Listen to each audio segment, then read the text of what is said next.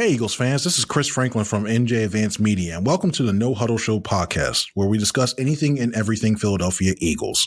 You can read our content on NJ.com/Eagles, bookmark that, and you can subscribe to our exclusive Eagles Insider text service, where we'll break news, give you insider observations, and provide in-depth analysis. Through Eagles Extra, you can send questions and comments directly to us, and we'll respond to your phone. With me today is a new guest host with the No Huddle Show, and we're going to get into that a little bit. Today, our mystery guest and I will talk about the huge Eagles trade that the Eagles did to acquire receiver A.J. Brown, the draft overall, and what holes still need to be filled on the roster. Now, as I just mentioned, we do have a new guest host of the No Huddle Show podcast, and this man, has covered the Philadelphia Eagles for a very long time. He's very well respected. I mean, hell, I read him when I was coming up through everything, and I'm beyond excited to have him as a guest host here and be working with us now with NJ.com. Ladies and gentlemen, Mr. Les Bowen. Les, how are you doing today? Doing great, Chris. Thank you for having me. No worries.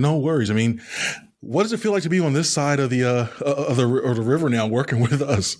It's very nice. I've really enjoyed what I've been able to do so far, and I look forward to doing a lot more. I'm kind of semi-retired, I guess, and you're doing all the hard work, and I'm doing just columns and stuff. So this is great. I'm just trying to be like you, man. That's it. That's everything that comes with it. That's it. Oh, Lord. It's fun. But I guess we're going to jump right into it right now. On the Thursday night, we were in the media house, and all of a sudden we got this big alert coming out that A.J. Brown was coming to the Eagles. Now, the Eagles trade away their 18th overall pick and also a third-round pick, which was 1/1 overall, to get A.J. Brown. And then on top of that, they gave him a $100 million contract extension, $57 million of which was guaranteed. Les, what are your initial reactions to the trade, and what do you think about them giving so much money to him as extension? Well, as far as the trade goes, I was very impressed. They, coming out of free agency, the real, high volume, high money free agency part, the one thing I faulted the Eagles for was not signing a marquee veteran wide receiver. That was the biggest thing that they kind of talked about going into free agency. They have a very young room. Their other two best receivers are Devontae Smith and Quez Watkins. And, there's no real veteran of any stature in that room. So, I kind of thought that was a real problem for them. And I wasn't sure how they were going to solve it, given that so many of the top receivers either re-signed with their own teams or moved during that period and didn't go to the Eagles. There wasn't really a lot sitting there on the free agent market that they were going to still get. So to be able to pull off something like this, I thought was really impressive. Now, the contract, we've all kind of, people who have been following this have seen that the wide receiver market has gone nuts. Over the last couple months. Christian Kirk got a ridiculous amount of money for a guy that most fans have barely heard of, and that's kind of where we are. I know the guaranteed money is less than some of the new deals that have been signed lately, so I don't think they did anything really outlandish with that. There is a little bit of risk in that A.J. Brown, even though he's still young, he's not quite 25 yet. He has had some injuries the last couple of years. He missed 4 games last season. And you kind of want to keep your eye on that. You kind of wonder why Tennessee was willing. I know they have cap problems, and maybe they just couldn't go to where he wanted to get to. But a guy that's been as productive as he has been in his 3 NFL seasons is available in a trade, and they're going to try to turn the page and replace him with a rookie that they drafted with what the Eagles gave them. I don't quite know what to make of that. You have to be a little bit skeptical that A.J. Brown is going to be exactly what we all think he's going to be, but even so, it's worth taking that risk, I think. Yeah, I agree too. Especially with when initially when free agency began, he heard Christian Kirk got 18 million. It's like, what the heck is going on here? Like, they're just throwing around that much money, and that free agent core quickly dried up. And when you look at now, when you add a guy like AJ Brown, I thought it was important not only for to see if what you have in quarterback Jalen Hurts. And if that doesn't work out, you now have a piece that can be attractive for a veteran that they can try to trade for next season if the Hurts experiment doesn't work out with it.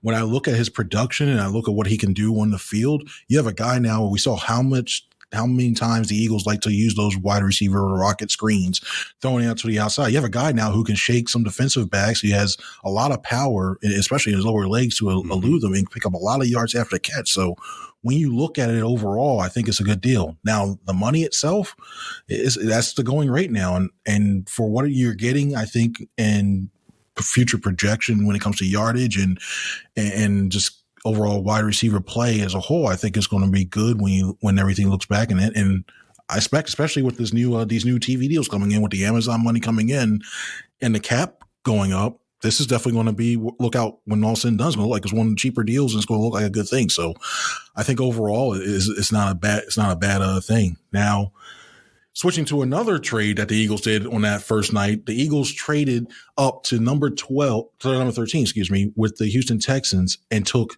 defensive tackle Jordan Davis out of the University of Georgia, with Fletcher Cox being on a 1-year deal and basically looking like the 2022 season is going to be his last one with the Eagles. Eagles needed a need there, and they take Davis. Les, what's your initial thoughts about the pick of Davis? Well, I'm really glad they got him. I think there are some fans who would rather have had the safety Kyle Hamilton. We'll see down the road whether that would have been a better move. It's clear that the Eagles prioritize the lines more than safety, and I think that's a good way to look at it, as long as you're not really terrible at safety. Well, if you are, then that's a problem. But I do like Jordan Davis. If you put these two trades together, they ended up giving up a lot of their draft capital. And that's a minor quibble that I have. Once again, they came out of the draft without a difference-making corner, which is amazing to me. For the last 2 years, I've been expecting them to draft a corner in the first or second round, and they haven't done it. And I understood the rationale Saturday night, that the board just didn't fall that way. They had Cam Jurgens, the center they drafted in the second round, rated much higher than the corners available at that point. But I also think if you hadn't had to do these two trades earlier, you could have traded up in the second and gotten to a place where you could have drafted a good corner like Booth, say, from Clemson. And I think that would have been a darn good thing to do. But that having been said, I can't quibble with Jordan Davis. He's going to make a real difference, I think, for years to come on that defensive line. I'll be shocked if he isn't an effective player. Yeah, I think that a lot has been made about his coming off the field on third downs and not getting the true sack production. And I look at this more as a pick that's going to help out a lot of the guys that are around him. The Eagles now have a smaller linebacking core. You got Kaiser White, Hassan Reddick, and even TJ Edwards in a way is kind of on the smaller side, and as well as Nicolby Dean, who we're going to talk about a little bit later.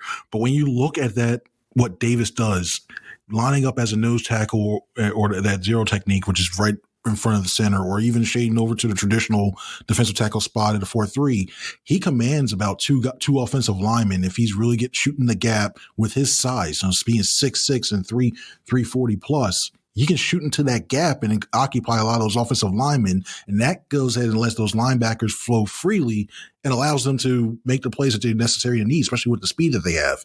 I really want to see him go ahead and try to get some like another couple pass rush moves, because I want to see him. I think that's key, especially when this defense tries to go downhill and the flexibility. So that's the one thing I want to see him work on, especially during this minicamp. And I think Tracy Rocker is going to do a lot of that with him.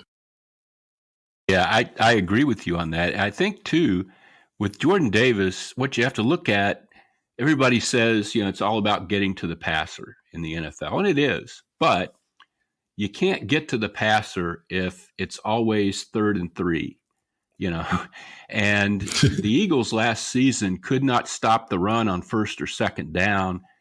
Opposing offenses were often in 3rd and short, 2nd and short, and they just keep moving down the field that way. If you can make it 3rd and long, you have a lot better chance of getting to the passer, even if Jordan Davis isn't going to be the guy that gets to the passer, even if it's going to be Hassan Reddick or Brandon Graham or Josh Sweat or Fletcher Cox. It's still very useful to be able to put yourself in that situation. And I think that is a necessary component of your pass rush, is putting people into situations where you can have a pass rush. That's true, because you're right. It gets a little rough, and then we looked at how well teams ran against the Eagles last year. It seems at times it was kind of porous, especially as well too, and they needed a bigger body in there, and it's safe to say that Davis is that guy. Now, going to the second round, you mentioned Cam Jurgens. The Eagles really looked like they found their replacement in Jason Kelce. Now, I want to ask you, when we talked to Howie Roseman after Saturday night, they said they had Dean and Jurgens on the board at the same time. And do you feel like that was the right spot to take Jurgens? Do you feel like they could have waited a little bit longer to get him?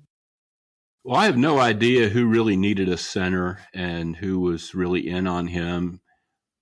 It's clear that they took Jason Kelce's, this is something I wrote about. You can look it up on NJ.com. They took Jason Kelce's evaluation of him very seriously. Jason Kelce feels like this is the guy. This is the guy that's like him, who's going to, take the torch from him. Coming into this, I didn't really have that on my radar. I was looking at the fact that, they've been drafting people to succeed Jason Kelce for a very long time now, going back to Isaac Seumalo in 2016. There's Isaac. There's, of course, Landon Dickerson last year, and that was a big reason for drafting him in the 2nd round. And there's Nate Herbig, whom they've had around for a few years now and trained to be a center. And I just wasn't sure how many of those guys you really needed. But I think from what I can discern, Seumalo's been hurt a lot the last 2 years. He's missed a lot of games, and maybe they just want to keep him at guard and make a plan that, isn't as dependent on him being healthy at center. Herbig, he was a restricted free agent. They gave him the lowest possible tender. He went out and looked for a deal somewhere else. He came back. They signed him. I get the feeling they've soured on him, that they're not as – when he first showed up as an undrafted free agent, Jeff Stoutland was really intrigued with his size and his power. But I'm not sure he's really improved enough, or that they, like what he's done for them the last couple years enough to make him Jason Kelce's successor. And Dickerson – Dickerson's a huge guy. He would be a very different type of center than Jason Kelce. And he did so well on that left side. It's left guard. You've got him and Mailata. You've got Howie Roseman actually talked about this Saturday night. That's a nice duo there, and you don't really want to split that up, I guess. So they felt they had to do this. I didn't see it as a big need, but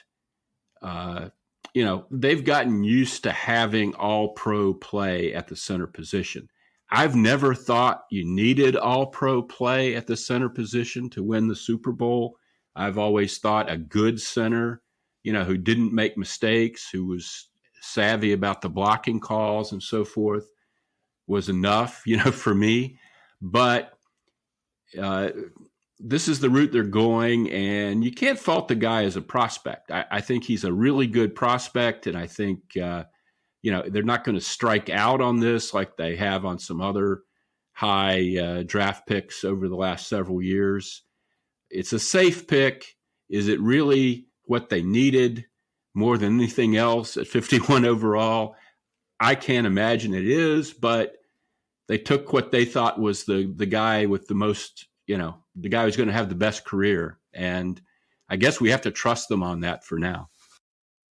So true. So true. That When I was looking at the board and just looking to see when they were picking, I thought Juergens was a guy that they can probably got about 5, 6, 7 picks down the board. I mean, he was the best, to me, in my opinion, he still is the best center prospect that was in this draft. And given how much the center position is important with this team, especially when it comes to calling out the defensive protections and needing an athletic guy to get out in space and on screens and also to the second level defenders. I thought that was very important. I know it takes 2 to tango when it comes to a trade, but I really thought they could have, that was a good opportunity for that team, for the Eagles, to pick up an additional, even a 6th rounder, 5th or 6th rounder, to move back a few spots and still be able to take them in that. Because I think there were some teams, I think toward the back end of the second, even more toward the back end of the second round, maybe 3rd round, that would have thought about taking them. But I mean, overall, I can't fault the prospect I can't fault Juergens as a whole and the reasons behind it. I think that, I think it's a badge of courage, and that was a great story by you, by the way, about Kelsey. But I think that was a badge of courage that shows how much his voice is relied upon in an Overcare complex, and thought it was very, very important. Yeah, it was interesting that they had him evaluate center prospects, and you kind of wonder if he's going to move into some sort of role with the organization when he comes off the field. I'd be pretty surprised if he didn't at this point. But with Juergens, you don't want to get too cute in the draft. Howie learned that lesson in 2012 when he was confident that he was going to get Russell Wilson in the 3rd round. And Seattle had something to say about that. And I remember Howie actually calling the Seattle general manager and, congratulating him on poaching Russell Wilson from them. I don't know. Howie tends to have a pretty good sense in recent years of where guys are going to go. That's one of the things he does well. I'll take his word for it that they needed to draft at 50. If they were going to get Cam Juergens, that 51 was a good place to take him. I just don't. The idea that they desperately needed Jason Kelsey's replacement more than anything else they could have gotten there is still kind of a tough sell to me. I hear you.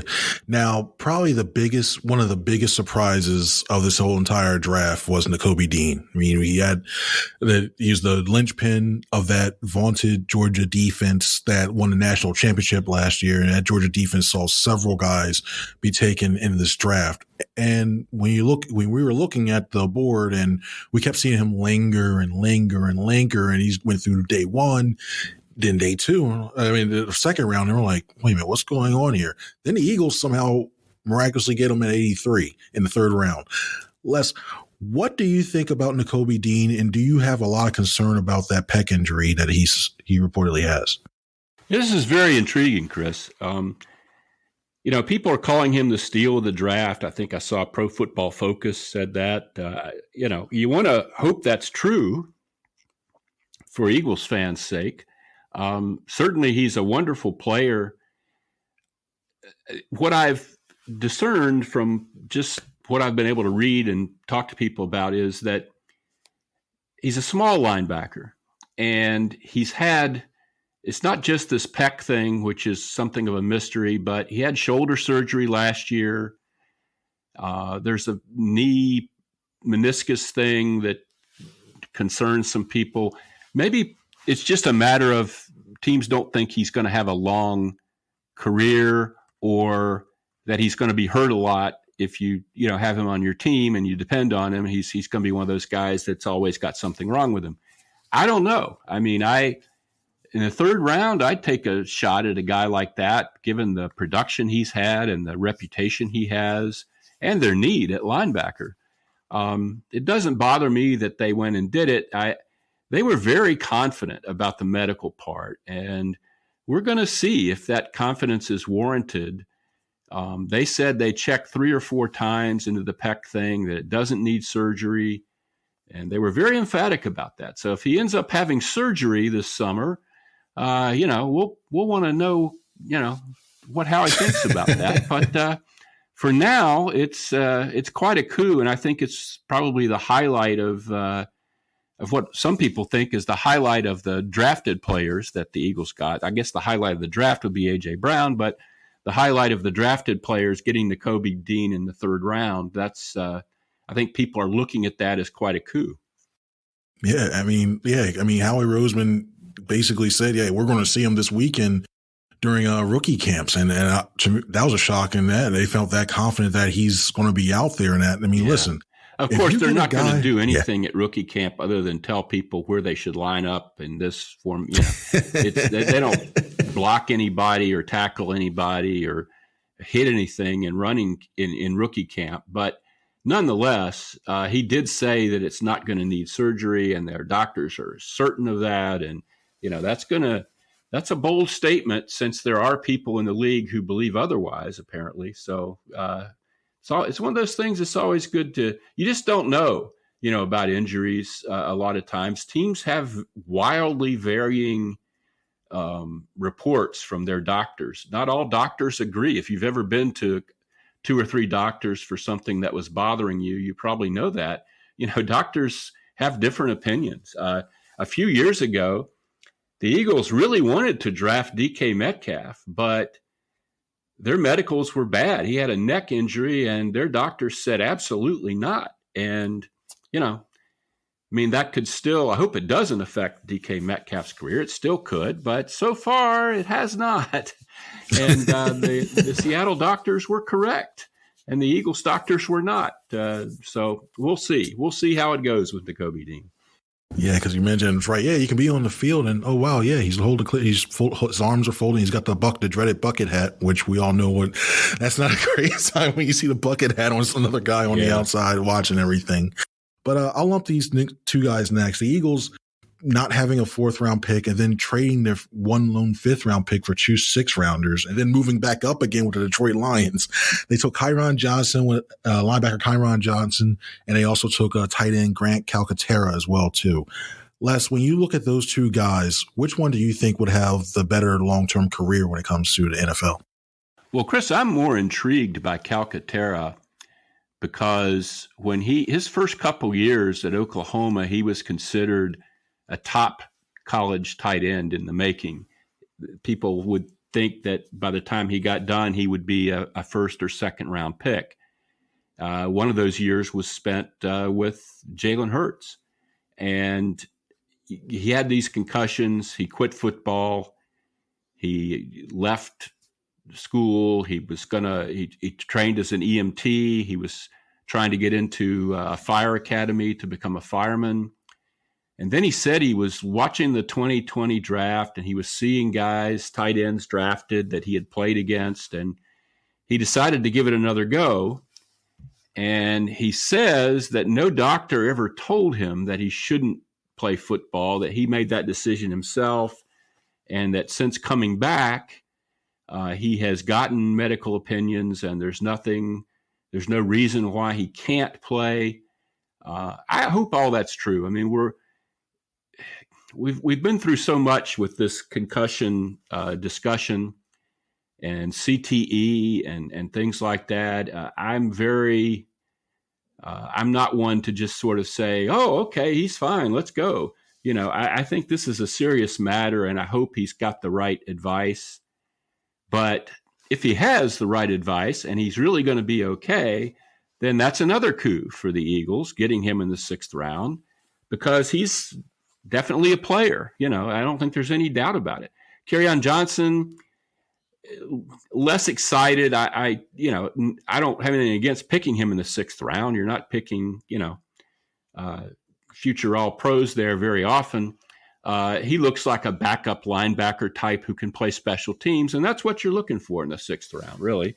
So, I'm fine with him, and I'm really intrigued by Calcaterra. I think that's that could be a grand slam pick, but I hope, again, as with Nicolby Dean, that the medicals are correct and that he's going to be able to play without having further problems. See, I'm going to take the opposite one because I think Kyron Johnson is going to be the one that has the longer one because of something you mentioned right there. he had a couple minor concussions, when he started, when he was with Oklahoma. And the fact that he went to become an EMT, which in the Philadelphia area, when you hear a guy who wants to become a firefighter / EMT, there's red flags when it comes to Danny Watkins and everything else. But I'm worried. I think when I look at Johnson, I see a guy who can be the embodiment. And before anybody says that I'm calling him this, I think he can be like another Hassan Reddick type in the way that you're getting a guy as an edge rusher. I'm not going to say he's not going to give you like 23 sacks within the next 2 years. But when I look at the way that he can come off the edge, I think it's a little bit better than what Patrick Johnson was able to do last year when he was during his rookie season. I see Johnson as a guy who can not only rush the passer from the outside, I see him being comfortable enough to be able to go into that curl flat area and be a little disruptive. I wouldn't ask him to do it like 10, 15 times a game. I don't even think he's going to be in there for 10, 15 defensive plays. But when you look at the way Calcaterra, I see what you say. I see the potential in there. I like his route running. I like his hands. I'm just worried about him being in the league long term, because if he had those concerns back with Oklahoma, these guys hit a little bit harder. And that was Big 12 football. Not saying nothing bad about too much knock against Big 12 football, but just not as physical, say, like the Big 10 or the SEC. Mm-hmm. When he comes to the NFL, that's a whole nother game as well, too. So I have a little bit more concerns about him. It's not a big gap, but I think, for me personally, I think Kyron's going to have the longer career, even if it's by a season or not. So when it comes to both of these. Well, that's very interesting, and I hope you're right. But, Hassan Reddick went a lot sooner than the 6th round.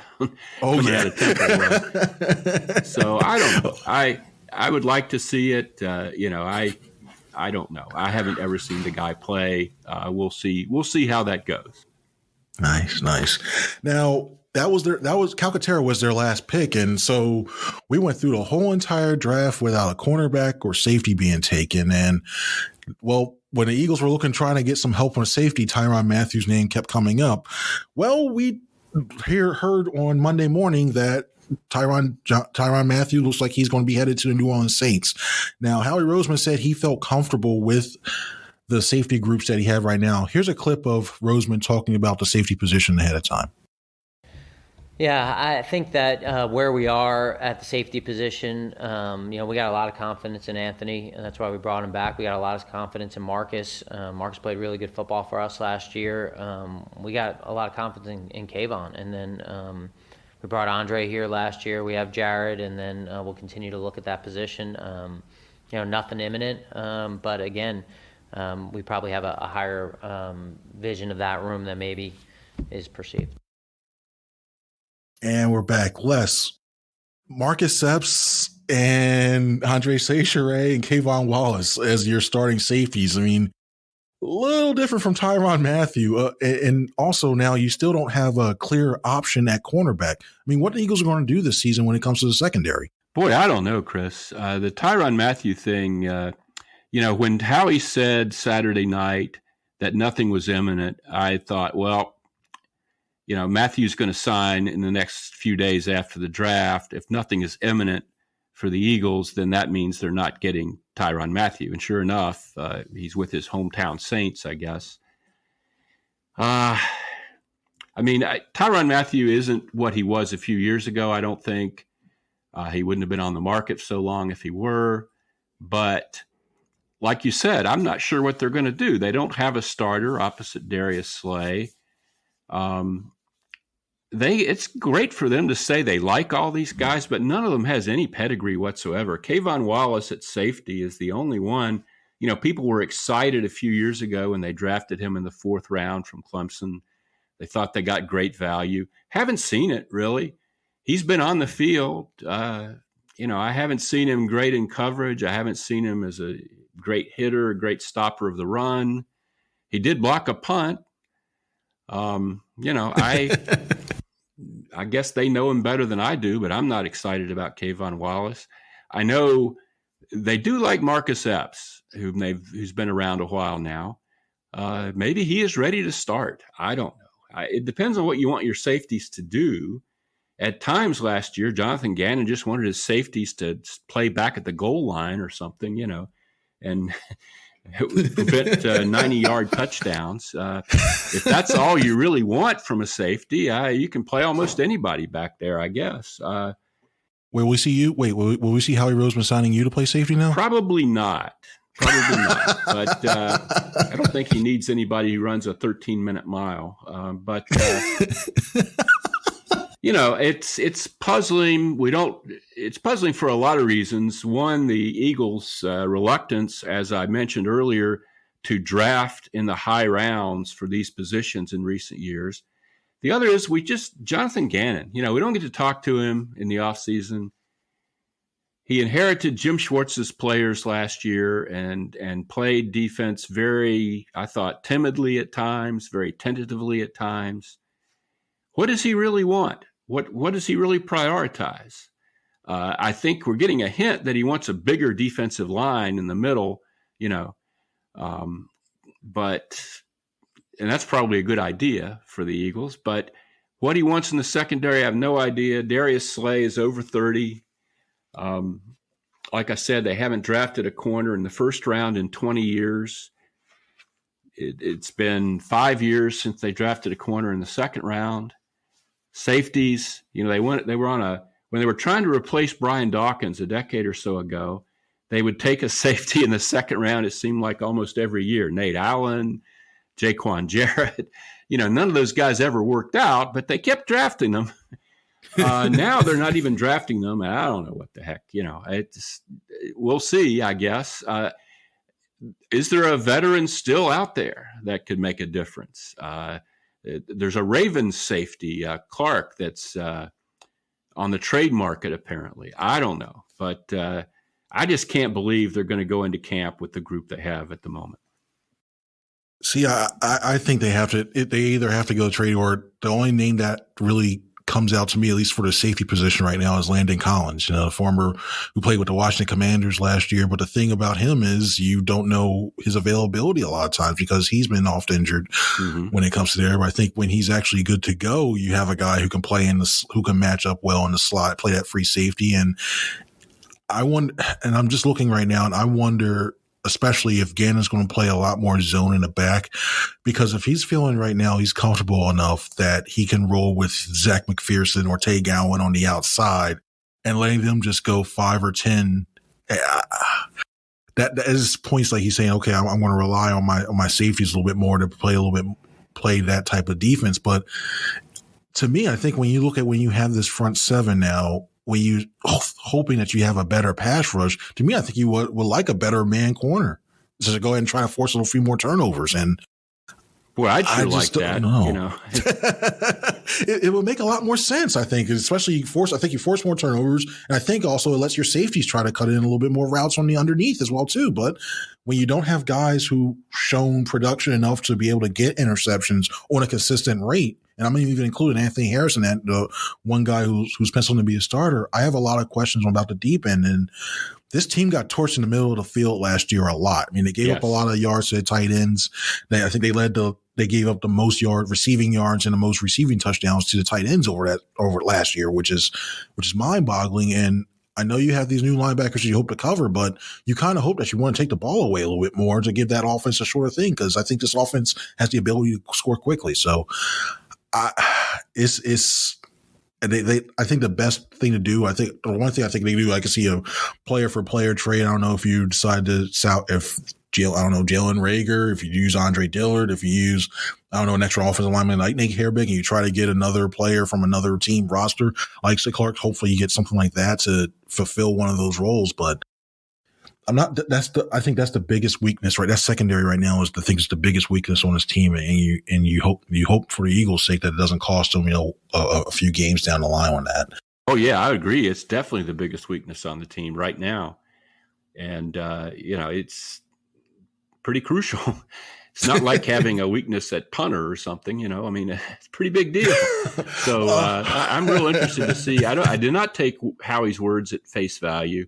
I don't think they're that confident in these guys that they've got. I think there is going to be something. Somebody joked today on Twitter that they'll just move Jalen Reagor to safety since they're moving J.J. Arcega-Whiteside to tight end. Reagor can probably somebody else said, well, he knows how to to not catch a pass. So, I'll say that's the first thing you took right out of my mouth. I'll say like, well, defensive backs aren't known to have the best hand. So, hey, you never know.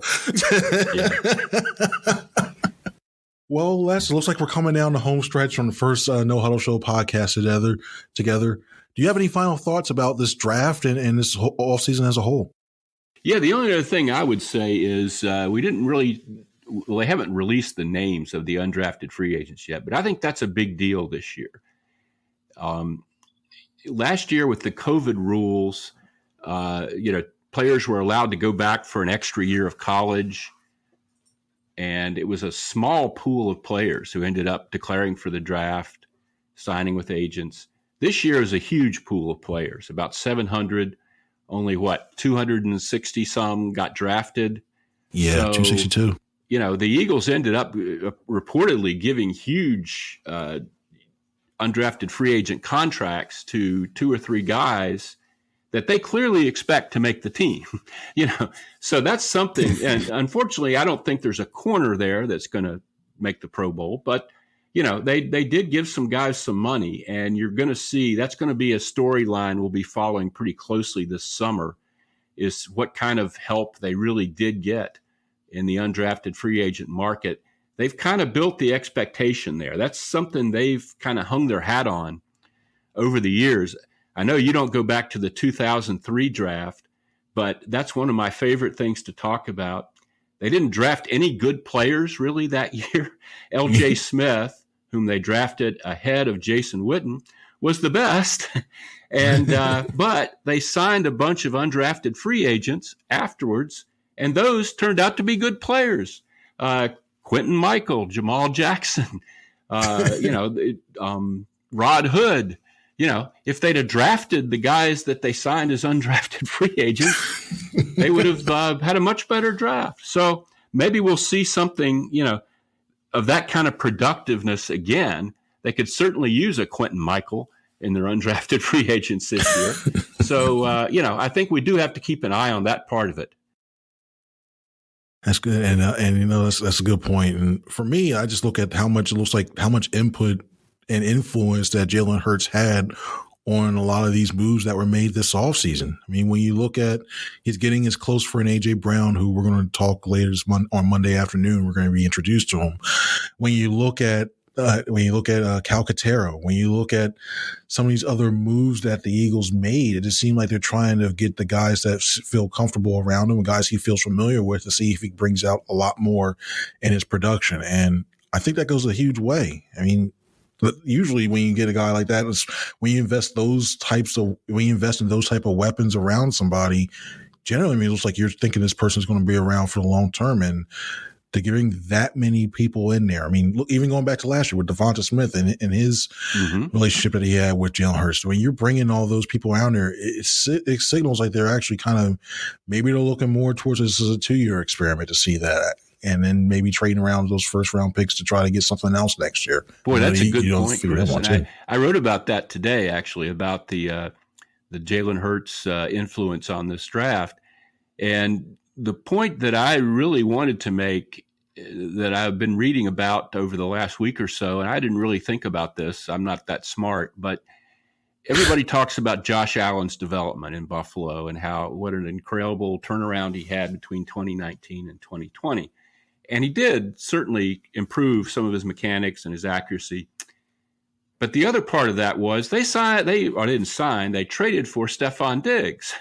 And Stephon Diggs caught 127 passes in 2020.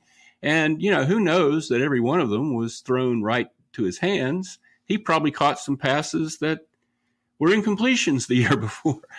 So I think, A.J. Brown can make Jalen Hurts look a lot better, regardless of how much Jalen Hurts improves. And that's something to look at, I think, going into this season. Very, very, very well said. Now, remember, everybody, to make sure you subscribe to Eagles Insider, the tech service where we break news and insider information, and you'll get conversation like this. You ask Les or I questions, we'll be able to answer stuff like this as well, too, without, if you want to go wait for a podcast. Also, make sure wherever you subscribe to podcasts, make sure you go and give us a review. We would love to hear about it. I mean, it's our first one together, and hopefully first of many, many more, Les. And I sure hope so, It's Chris. been fun doing that. Same here. Same here. So for everybody, for Les Bowen, I'm Chris Franklin. Have a great day.